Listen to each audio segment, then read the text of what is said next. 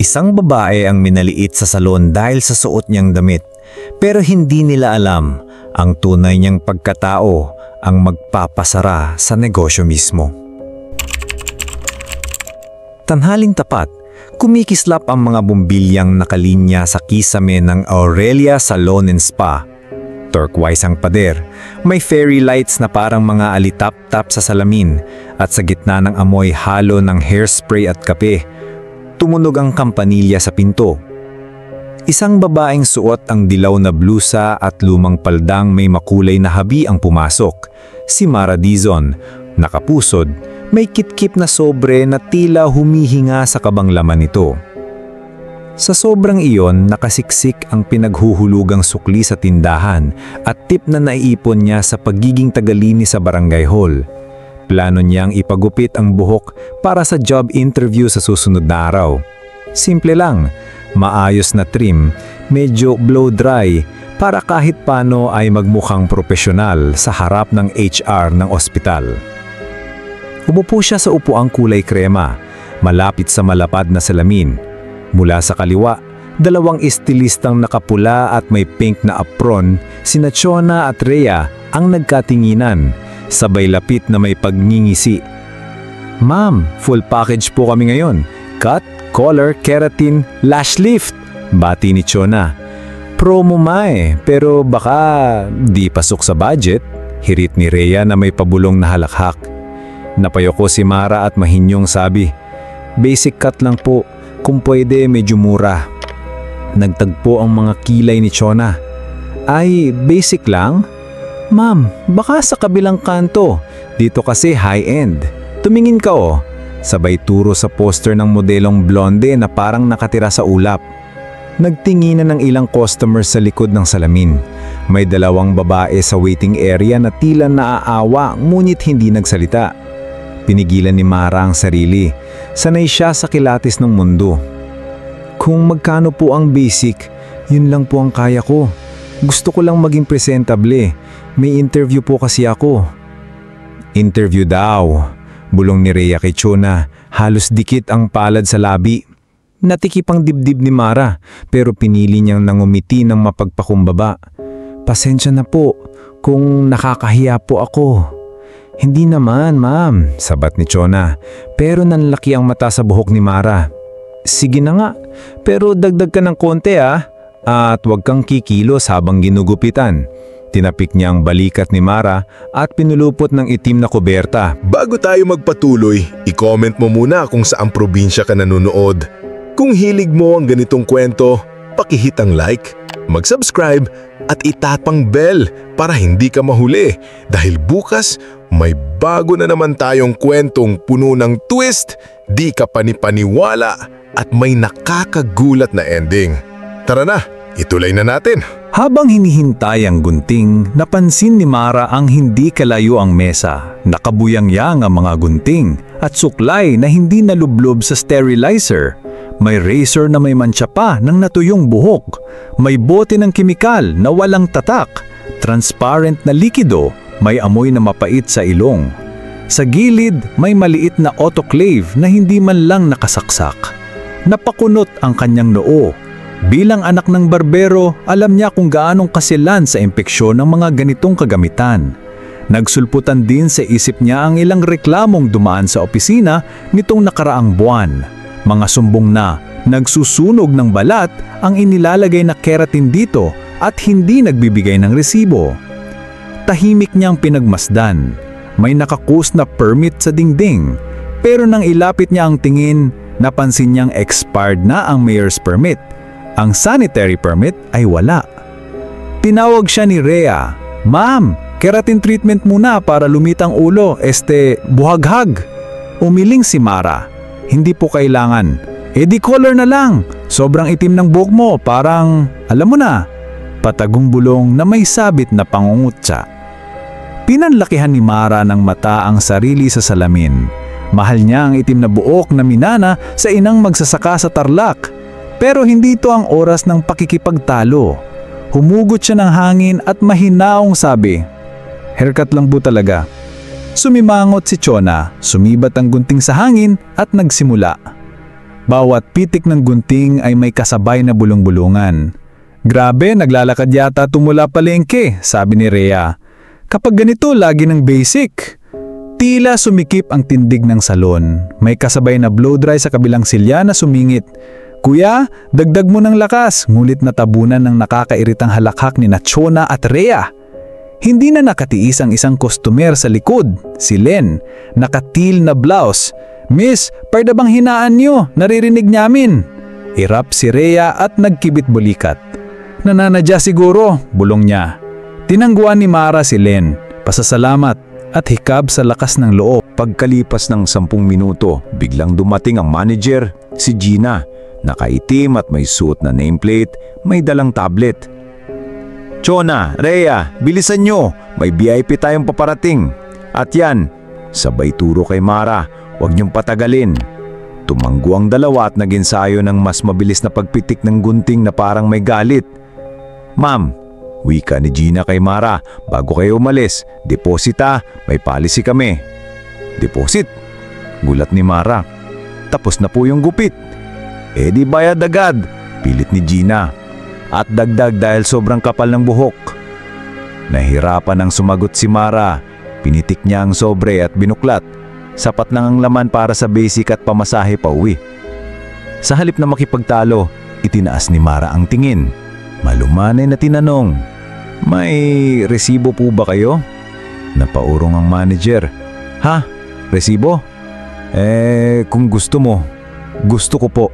At kung maaari ilagay ang tin at business name. Umiling si Gina, padasko lang sagot.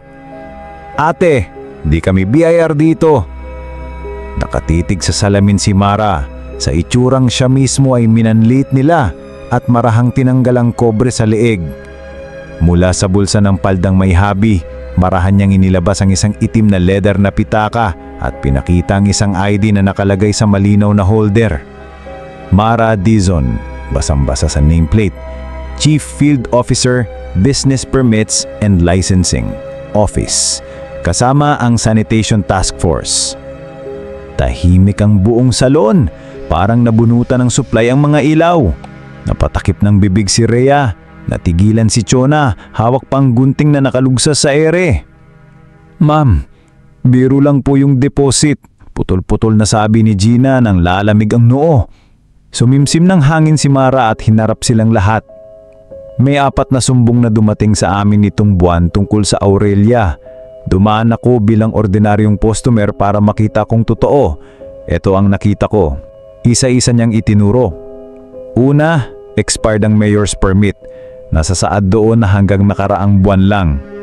Pangalawa, walang nakapost na sanitary permit at hindi nakalagang sterilization ng tools. Pangatlo, may chemical kayong ginagamit na walang label at wala sa rehistro ng FDA. Pang-apat, walang OR or official receipt ang itinakdang bayad. Tax violation yon. At panghuli, tumigil siya sandali, dahan-dahang inihinga ang galit. Wala sa manual ng kumpanya ang paglalait sa customers. Parang sabayang naglabasan ng huni ng hiya. May 2 sa waiting area ang napapalakpak ng mahina. Si Rhea ay napasandig. Si Chona parang siyang batang inabutan ng guro sa pangungopya. Si Gina biglang matamlay ang boses. Ma'am, baka pwede nating pag-usapan? Wag na, sagot ni Mara banyad ngunit buo. Dumaraan kami para magturo muna bago magparusa. Kasi yan po ang trabaho. Ang ituwid, hindi agad wasakin. Bumunot siya ng papel sa bag, Notice of Inspection. Simula ngayon, temporary cessation of operations kayo hanggang maayos ang violations. Wala nang nagwika. Sa halip ay nagsiakyat ang mga estilista na ibang shift nag-uusisa. Tinawagan ni Mara ang kasamahan sa task force. Makalipas ang ilang minuto, dumating ang 2 sanitary inspector at isang police liaison. Maayos nilang isinara ang cashier, pinasigna ang inventory at nilagyan ng dilaw na tape ang mga shelf ng kimikal.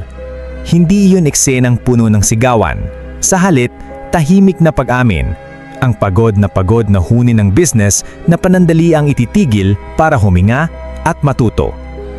Habang abala ang mga kasama niya, nilapitan ni Mara si Chona at Rhea na nakaupo sa gilid, nanginginig. Patawarin niyo kami, ma'am, sabi ni Rhea. Sanay lang kami na ginaganyan ng mga mukhang walang budget. Napahugot ng pasensya si Mara. Alam kong mabigat ang kota, nakakainis ang boss at pagod kayo, pero hindi pwedeng ipasa sa customer ang galit. Sa salon ang hinahabol natin ay ganda. Walang gandang lumalabas sa bibig na mapanlait. Naiyak si Chona. Baka mawalan kami ng trabaho. Hindi kapag nagbago ka, sagot ni Mara. May training program sa City Hall. Kung gusto nyo, papirmihin natin ng owner na papadala kayo. Libre ang sanitation at customer care modules. Sa pagbubukas ni Yuli, malinis na. Hindi lang ang gunting, pati puso. Lumapit din si Len, ang customer na kaninang pumigil sa pangasar. Mamara, salamat ha. Ngumiti si Mara. Hindi ako ang bida rito. Ginawa mo ang tama nang magsalita ka. Yun ang unang hakbang. Nag-abot si Len ng maliit na calling card. May kape kami sa tapat. Libre ang kape mo araw-araw habang tumatakbo tong proseso. Nagkatitigan sila at sabay natawa, parang may humuhulas na bigat. Dumaan ang 2 linggo. Sa page ng lungsod, naglabas ang BPLO at Sanitation Office ng update. Aurelia Salon and Spa, complied.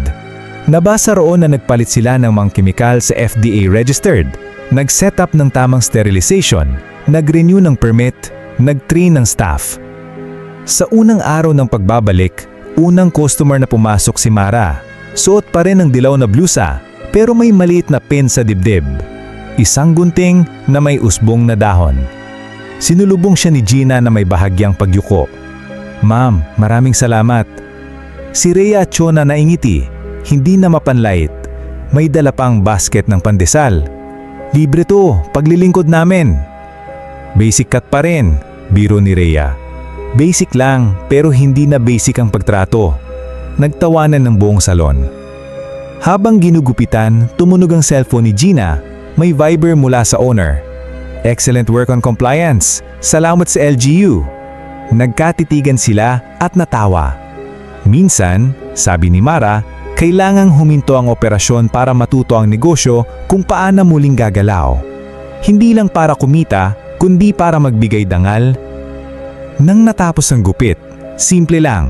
Linis, maiksi sa batok, may kaunting frame sa pisngi. Tila luminaw ang mga mata ni Mara sa salamin. Naalala niya ang unang araw na pumasok dito, bit-bit ang hiya. Ngayon, ang dala niya ay ibang klaseng bigat.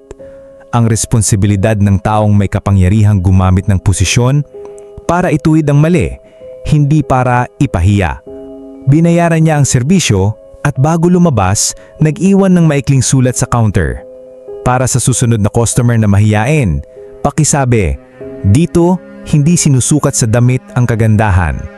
Sa labas, humulagpos ang hapon sa gintuang liwanag. Bumuntong hininga si Mara at tinignan ng turquoise na pader na may bagong poster. Ganda para sa lahat.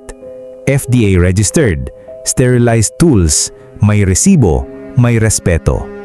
Sa kalsada, nagdadaan ng ordinaryong tao.